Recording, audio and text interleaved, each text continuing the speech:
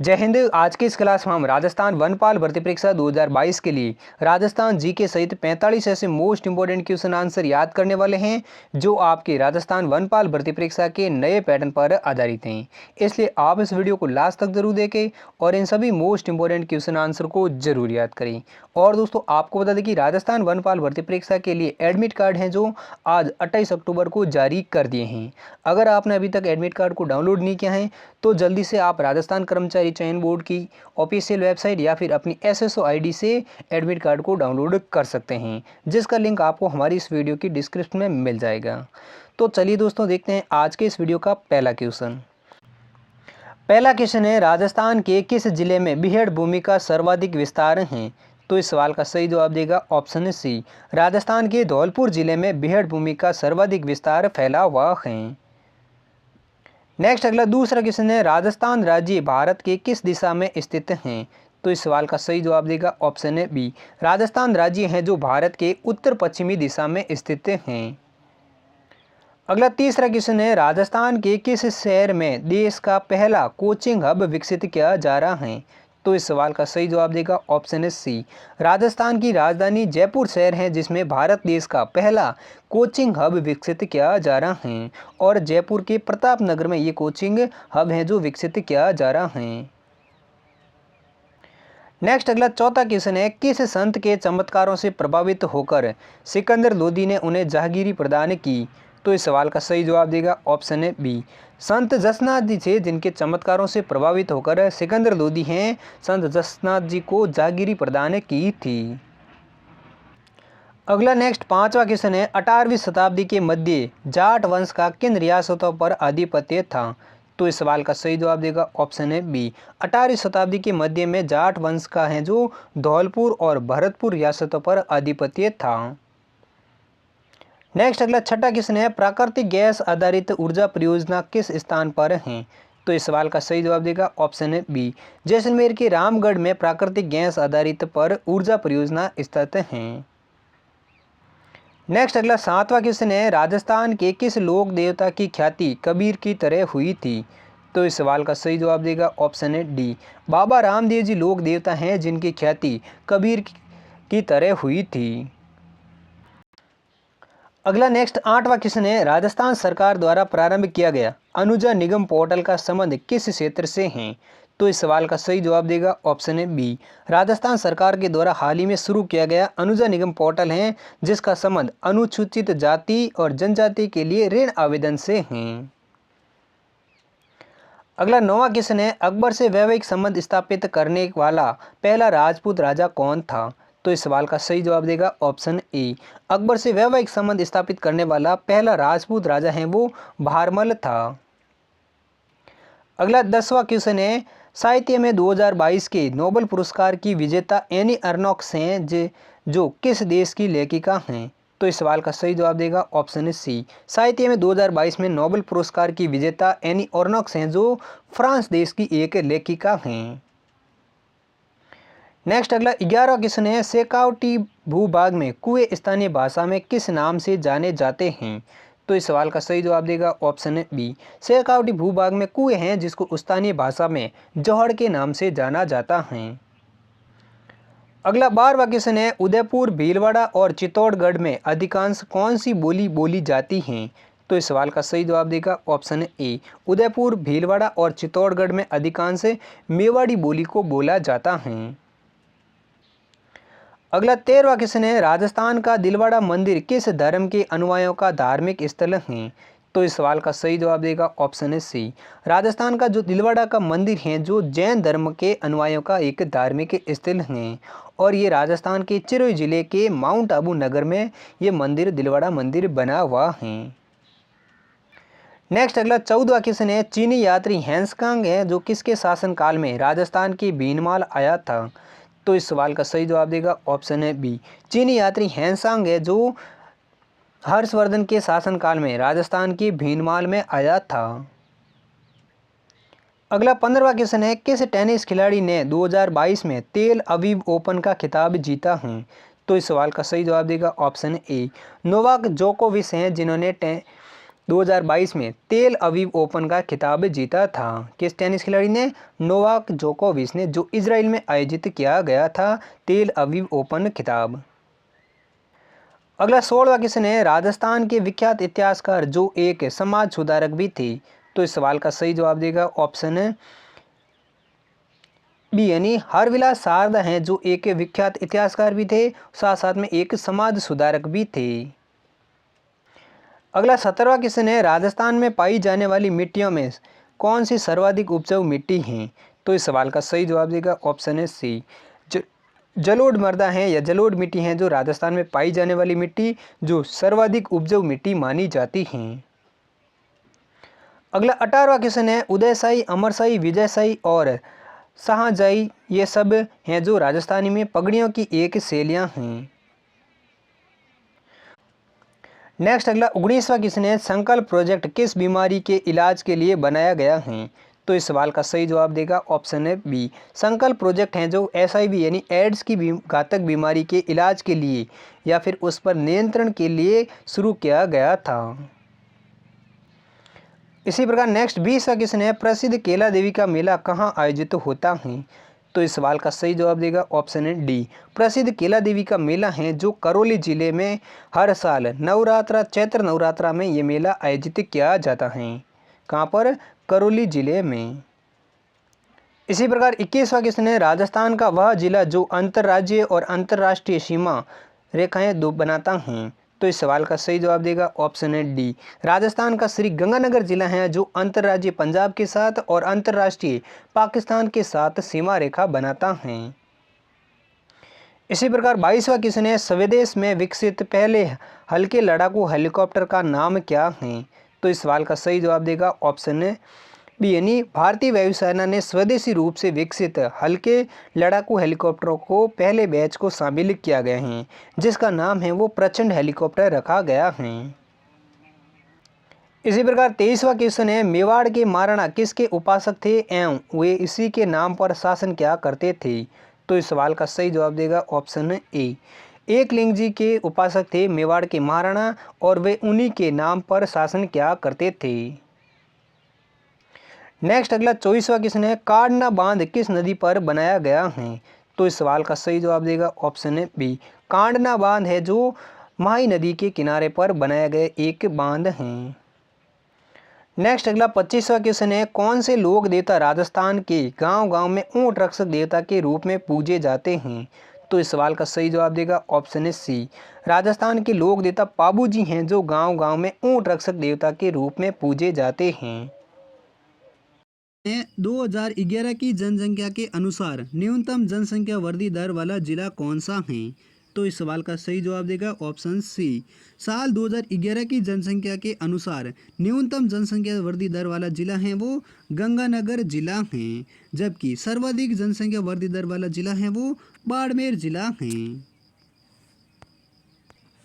Next अगला 25वां question है, बारडोली की नटराज शिव मूर्ति किस शैली में बनी है? तो इस सवाल का सही जवाब देगा ऑप्शन है बी, बारडोली की जो नटराज शिव मूर्ति हैं वो प्रत्यार शैली में बनी हुई हैं। और दोस्तों आपको बता दें कि साल 1998 में ये मूर्ति चोरी होकर इंग्लैंड पहुंच गई थी, जिसको हाल ही में भारत सरकार ने इसे वापस लाया गया था। कौन सी मूर्ति को? बारडोली की शिव मूर्ति, नटराज शिव मूर्ति को, जो प्रत्यार शैली में बनी हुई हैं। नेक्स्ट अगला 26वां क्वेश्चन है, कृषि उपज मंडी अधिनियम कब आया था? तो इस सवाल का सही जवाब देगा ऑप्शन ए, साल 1961 में कृषि उपज मंडी अधिनियम लागू या अब आया था। नेक्स्ट अगला 27वां क्वेश्चन है, जागृति ज्योत पत्रिका किस अकादमी द्वारा प्रकाशित की जाती है? तो इस सवाल का सही जवाब देगा ऑप्शन है सी, यानी राजस्थानी भाषा साहित्य एवं संस्कृत अकादमी के द्वारा जागृति ज्योत पत्रिका को प्रकाशित किया जाता है। और राजस्थानी भाषा साहित्य एवं संस्कृत अकादमी की स्थापना है वो साल 1983 में की गई थी। नेक्स्ट अगला 28वां क्वेश्चन है, भारतीय लोक कला मंडल कहाँ पर स्थित हैं? तो इस सवाल का सही जवाब देगा ऑप्शन है बी, भारतीय लोक कला मंडल हैं वो राजस्थान के उदयपुर जिले में स्थित हैं। और भारतीय लोक कला मंडल की स्थापना है वो साल 1952 में की गई थी। इसी प्रकार नेक्स्ट अगला 29वां क्वेश्चन है, राजस्थान में मृत्यु भोज अधिनियम कब लागू हुआ था? तो इस सवाल का सही जवाब देगा ऑप्शन ए। राजस्थान में मृत्यु भोज अधिनियम है वो साल 1960 में लागू हुआ था। नेक्स्ट अगला 30वां क्वेश्चन है, वन्य जीव संविधान की कौन सी सूची का विषय है? तो इस सवाल का सही जवाब देगा ऑप्शन सी, यानी वन्य जीव हैं जो संविधान की समवर्ती सूची का एक विषय है, जिसको 42वें संविधान संशोधन के तहत इसे समवर्ती सूची में शामिल किया गया था। किसको? वन्य जीव को। अगला नेक्स्ट 31वां क्वेश्चन है, राजस्थान में नो बैग डे विद्यालयों में कब मनाया जाता है? तो इस सवाल का सही जवाब देगा ऑप्शन ए। राजस्थान में नो बैग डे हैं जो विद्यालयों में हर सप्ताह शनिवार को मनाया जाता है, यानी बच्चे शनिवार के दिन राजस्थान में बिना बैग के स्कूल जा सकते हैं। नेक्स्ट अगला 32वां क्वेश्चन है, राजस्थान का पहला कैरियर डिफेंस इंस्टीट्यूट कहाँ पर स्थापित किया गया है? तो इस सवाल का सही जवाब देगा ऑप्शन ए। राजस्थान का पहला कैरियर डिफेंस ऑफ इंस्टीट्यूट है वो राजस्थान के सीकर जिले में स्थापित किया गया है। नेक्स्ट अगला 33वां क्वेश्चन है, राजस्थान साहित्य अकादमी कहाँ पर स्थित है? तो इस सवाल का सही जवाब देगा ऑप्शन है डी। राजस्थान साहित्य अकादमी है वो राजस्थान के उदयपुर जिले में स्थित है। नेक्स्ट अगला 34वां क्वेश्चन है, राष्ट्रीय विवेकानंद केंद्र कहाँ स्थापित किया गया है? तो इस सवाल का सही जवाब देगा ऑप्शन है डी। खेतरी झुंझुनू जिले में राष्ट्रीय विवेकानंद केंद्र को स्थापित किया गया है, जिसका उद्घाटन है वो 31 मार्च साल 2019 में किया गया था। नेक्स्ट अगला 35वां क्वेश्चन है, बायोफ्यूल नीति लागू करने वाला देश का पहला राज्य कौन सा है? तो इस सवाल का सही जवाब देगा ऑप्शन ए। बायोफ्यूल नीति लागू करने वाला देश का पहला राज्य है वो राजस्थान राज्य है, जिन्होंने जैव ईंधन नियम 2019 के तहत इस नीति को लागू किया था। कौन सी नीति को? बायोफ्यूल नीति लागू को। जो राजस्थान राज्य है वो पहला राज्य है जो बायोफ्यूल नीति को लागू करने वाला। अगला नेक्स्ट 36वां क्वेश्चन है, किस सभ्यता को राजस्थान की प्रसाद सौंदर्य या प्रेमी सभ्यता के नाम से जाना जाता है? तो इस सवाल का सही जवाब देगा ऑप्शन है बी। राजस्थान की कालीबंगा सभ्यता है जिसको प्रसाद सौंदर्य या प्रेमी सभ्यता के नाम से जाना जाता है। अगला नेक्स्ट 37वां क्वेश्चन है, खेतड़ी में हिंदुस्तान कॉपर लिमिटेड की स्थापना किस देश के सहयोग से की गई थी? तो इस सवाल का सही जवाब देगा ऑप्शन ए। खेतड़ी में हिंदुस्तान कॉपर लिमिटेड की स्थापना है वो अमेरिका देश की सहायता से साल 1968 में की गई थी। अगला नेक्स्ट 38वां क्वेश्चन है, राग मंजरी एवं रागमाला जैसे प्रसिद्ध संगीत ग्रंथों के रचयिता कौन थे? तो इस सवाल का सही जवाब देगा ऑप्शन है बी। राग मंजरी एवं रागमाला जैसे प्रसिद्ध संगीत ग्रंथों के रचयिता हैं वो जयपुर के संस्थापक सवाई जय सिंह के दरबारी कवि पुंडरीक विठल थे। कौन थे? राग मंजरी एवं रागमाला के ग्रंथों के रचयिता पुंडरीक विठल, और पुंडरीक विठल हैं वो जयपुर के संस्थापक सवाई जय सिंह के दरबारी कवि थे। नेक्स्ट अगला 39वां क्वेश्चन है, राजस्थान में राजनीतिक चेतना का जनक किसे कहा जाता है? तो इस सवाल का सही जवाब देगा ऑप्शन है बी, यानी राजस्थान में राजनीतिक चेतना का जनक है वो अर्जुन लाल सेठी को कहा जाता है, और अर्जुन लाल सेठी का जन्म है वो 1880 ईस्वी में जयपुर के जैन परिवार में हुआ था। अगला नेक्स्ट 40वां क्वेश्चन है, राजस्थान सरकार द्वारा पहली बार सौर ऊर्जा नीति कब घोषित की गई? तो इस सवाल का सही जवाब देगा ऑप्शन है ए, यानी राजस्थान सरकार द्वारा पहली बार सौर ऊर्जा नीति है वो 13 अप्रैल 2011 को घोषित की गई थी, जबकि हाइब्रिड ऊर्जा नीति है वो 18 दिसंबर साल 2019 में घोषित की गई या फिर लागू की गई थी, जबकि सौर ऊर्जा नीति है वो वर्ष 2011 में 13 अप्रैल को घोषित की गई थी। नेक्स्ट अगला 41वां क्वेश्चन है, संविधान के किस अनुच्छेद में प्रावधान है कि मुख्यमंत्री की नियुक्ति राज्यपाल द्वारा की जाएगी?